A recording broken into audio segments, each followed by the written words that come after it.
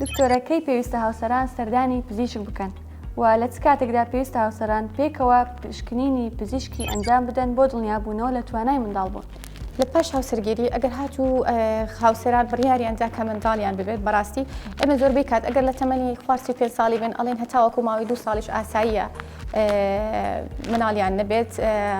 بەس ئەگەر هاتوو لە سەر و تەمەنی 35 ساڵی لە 6 مانگ زیاتر ئێمە چاوەڕێ ناکەین و دەستەکەین بە پشکنینەکانمان بۆ زانینی هۆکاری دواکەوتنی دووگیانیەکە. و شتێکی زۆر گرنگ لێرەدا هەیە کە بەداخۆ زۆربەی کات خانمەکە بەتەنیایەت بۆ پشکنین هاوسەرەکەی لەگەڵی نایە. کاتێ من پشکنین بۆ خانمەکەکەم ئەبینم هەموو شتەکانی ئاساییە پێی ئەڵێم بابە ئەبێ ببینیم هاوسەرەکەت بزانین پشکنینەکانی چۆنە ئەوانە ئەڵێ دکتۆر هاوسەرەکەم نایە شەرمەکە ئەڵێ من هیچ کێشەیەکم نییە کە بەداخۆ من چارەخوازم هەبووە ماوەی 6 ساڵ هاوسەرگیریان کردووە خانمەکە هیچ کێشەیەکی نەبووە.